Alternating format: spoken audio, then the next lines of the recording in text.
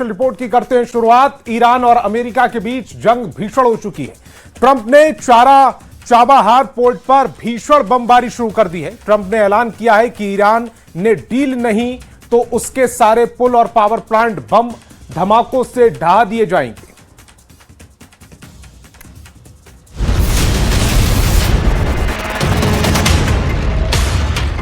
ये ईरान नहीं, ईरान जिन्हें दुश्मन मानता है वो देश है। अमेरिका का साथ देने वाले देशों में ये बारूदी दृश्य दिख रहे हैं।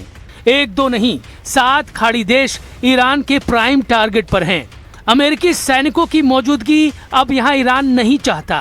ट्रंप के लिए ईरान ने ऐसी वॉर प्लानिंग की है जिसे जानकर उनका दिमाग भन्ना गया है। ईरान के वॉर कमांडर बड़े जिद्दी हैं, जुझारू हैं, उतने ही खूंखार भी हैं। उनमें भी जनरल जब्बारी सबसे कुख्यात है। जब्बारी ने ट्रंप को धमकी दी है कि 10 साल तक ईरान ने अमेरिका से युद्ध की तैयारी कर ली है।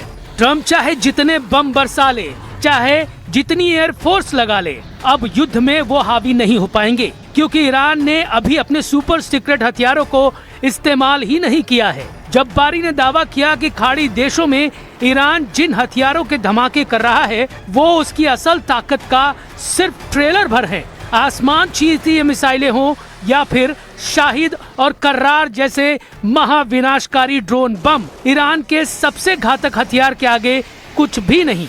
जब ईरानी किलर हथियार वॉर जोन में होंगे तब क्या होगा? क्या खाड़ी देशों में कयामत आ जाएगी? फिलहाल जो दृश्य है वो भी कम भयावह नहीं।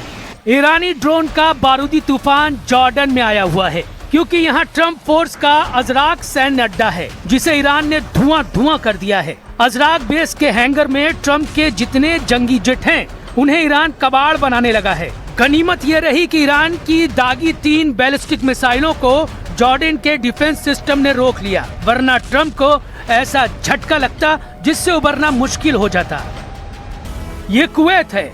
यहाँ मीना अब्दुल्ला में अमेरिकी लॉजिस्टिक फैसिलिटी सेंटर है। ईरान के फ्लाइंग बमों ने मीना अब्दुल्ला को भी खंडहर बना दिया है। यानी ट्रंप ने जिस लड़ाई को 4 से 6 दिन का ऑपरेशन समझा वो ऐसा महायुद्ध बन गया है जिसमें कई देश तबाही की तरफ तेजी से बढ़ रहे हैं। क्योंकि ईरान अमेरिका में घुसकर तो हमला नहीं कर सकता, इसलिए अमेरिकी सेना जहाँ भी दिख रही है ईरान वहीं हमला कर रहा है।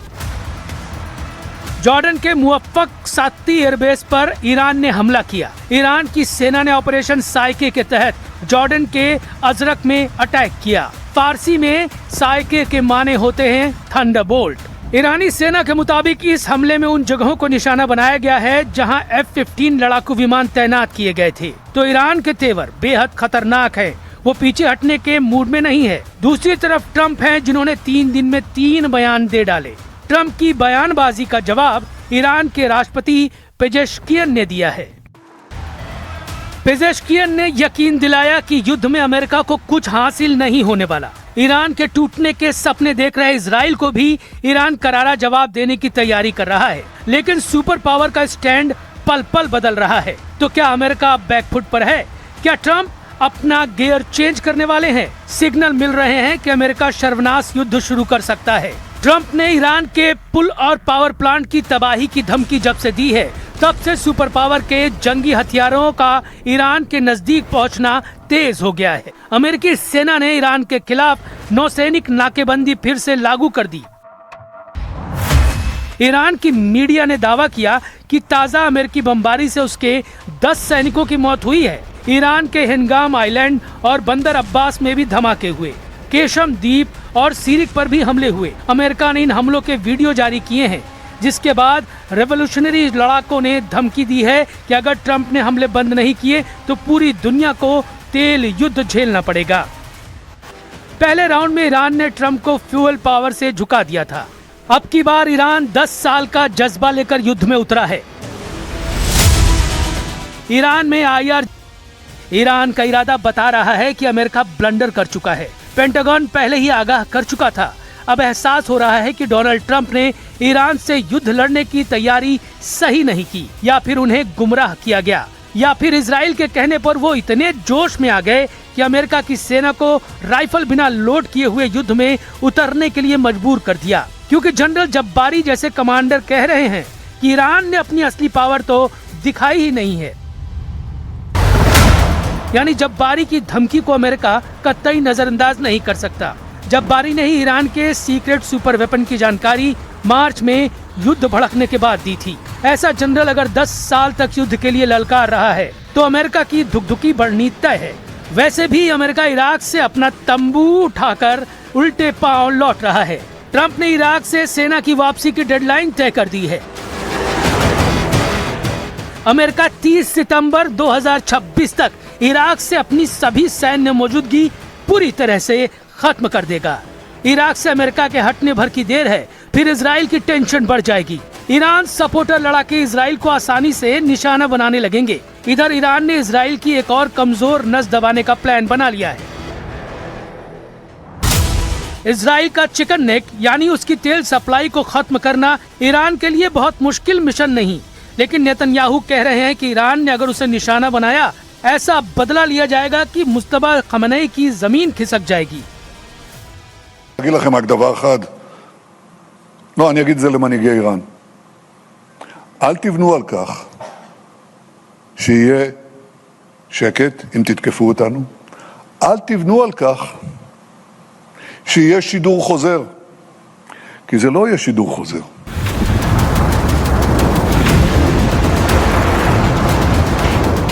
ईरान अमेरिका युद्ध की असल वजह इजराइल है। इजराइल को ही ईरान के एटमी प्रोग्राम से डर लगता है। इसी डर को ट्रंप के दिमाग में फिट कर नेतन्याहू ने ईरान को तबाही के कगार पर पहुंचा दिया है।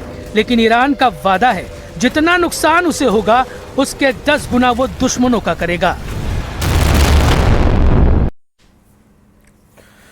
ईरान जहां सत्ता का असली चेहरा हमेशा पर्दे के पीछे रहा है, लेकिन इस बार पर्दा इतना गहरा है कि दुनिया पूछ रही है, आखिर अयातुल्लाह अली खमेनी के बाद देश को चला कौन रहा है। उत्तराधिकारी माने जाने वाले मुज्तबा खमेनी आखिर कहां हैं? क्या वे घायल हैं, छिपे हुए हैं, या पर्दे के पीछे से फैसले ले रहे हैं? इस रिपोर्ट में हम ईरान से जुड़े इस रहस्यमयी सवाल की परतें खोलेंगे। कहां गायब हैं ईरान के पावर सेंटर? दुनिया को क्यों नहीं दिख रहे मुस्तफा खमेनी?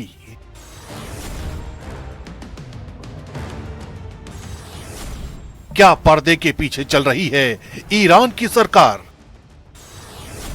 आखिर ईरान को कौन चला रहा है?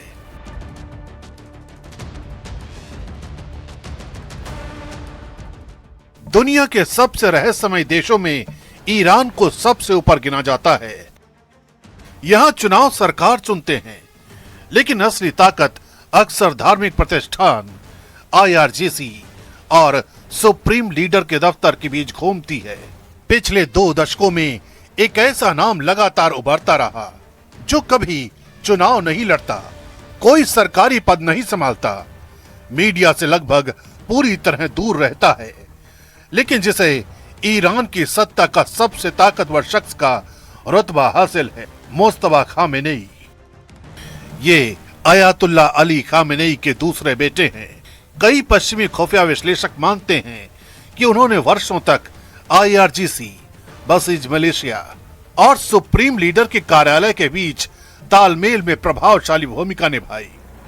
हालांकि ईरान ने कभी इसे आधिकारिक रूप से स्वीकार नहीं किया। अब जब अयातुल्लाह अली खमेनी नहीं रहे, तो सबसे बड़ा सवाल उत्तराधिकारी का नहीं, बल्कि सत्ता के असली केंद्र का बन गया है, क्योंकि इसी दौरान मुस्तफा अचानक सार्वजनिक जीवन से गायब हो गए हैं। न कोई भाषण, न कोई तस्वीर, न कोई आधिकारिक बयान। और यहीं से शुरू होती है दुनिया की सबसे रहस्यमयी राजनीतिक गुमशुदगी की कहानी। But we're going to hit them very hard tonight. We're going to hit them very hard tomorrow night. We're going to hit them very hard the night after.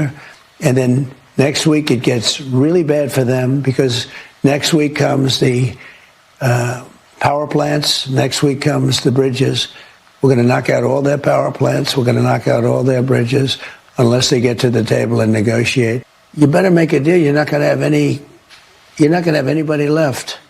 We're being very careful with the civilian population, as you know, but I said, you better make a deal. You're not going to have anything left. Mustafa Khamenei की गैर मौजूदगी को लेकर कई तरह के दावे सामने आए हैं। कुछ पश्चिमी मीडिया संस्थानों ने कहा कि वे इजरायली हमले में घायल हुए हैं। कुछ रिपोर्टों में उनके चेहरे के झुलसने की बातें लिखी गई हैं, जबकि सोशल मीडिया पर उनकी मौत तक के दावे वायरल हुए। लेकिन जब इन दावों की जांच की गई तो तस्वीर अलग निकली। न ईरान सरकार ने उनकी मौत की पुष्टि की, न किसी विश्वसनीय अंतर्राष्ट्रीय एजेंसी ने। बड़े बड़े मीडिया संस्थानों ने साफ कहा कि उनका गायब होना जरूर एक फैक्ट है, लेकिन मौत या गंभीर चोट के दावों का सच अब भी उलझा हुआ है, क्योंकि अमेरिका के थर्ड राउंड अटैक के बाद एक मैसेज को मुस्तफा खामेनेई के नाम से वायरल कराया गया। मुस्तफा खामेनेई के नाम से जारी हुए संदेश में साफ कहा गया था,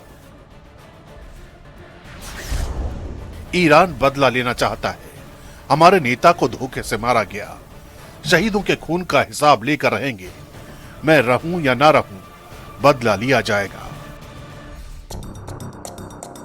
लेकिन जो लीडर अपने देश की आवाम के लिए इतनी बड़ी बड़ी बातें कर रहा है, उसके गायब होने की कहानी क्या है? क्योंकि सबसे बड़ा रहस्य उस वक्त गहरा गया जब अयातुल्ला अली खामेनेई के जनाजे की तस्वीरें दुनिया के सामने प्रसारित हुईं। ईरान के शीर्ष सैन्य अधिकारी दिखाई दिए, राष्ट्रपति दिखाई दिए, वरिष्ठ धर्मगुरु दिखाई दिए, लेकिन मुस्तफा खामेनेई कहीं नहीं दिखे। ईरान की राजनीति में प्रतीकों की अहमियत बहुत बड़ी होती है, इसलिए ये गैर मौजूदगी सिर्फ एक कुर्सी की नहीं थी, बल्कि एक ऐसा सवाल थी जिसका जवाब आज तक किसी ने नहीं दिया।